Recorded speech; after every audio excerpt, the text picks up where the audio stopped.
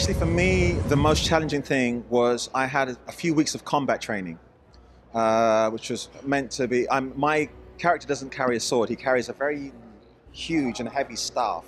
It's about so big. And on one end of it is a double-edged blade for cutting people down the middle and their heads off.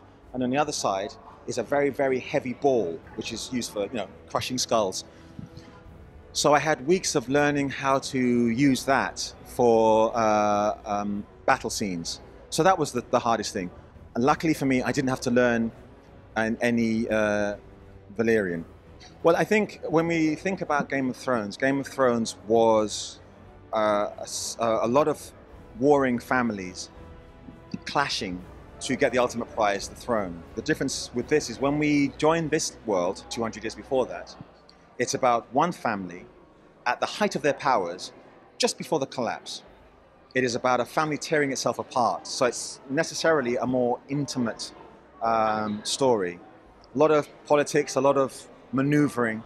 The usual, it's a violent time, it's a sexy time.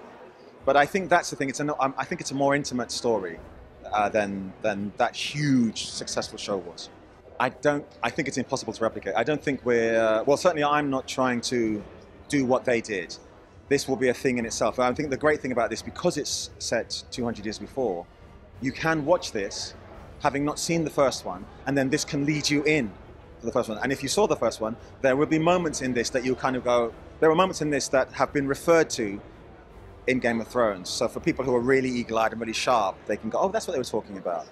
But in terms of pressure, well, nothing I can do now.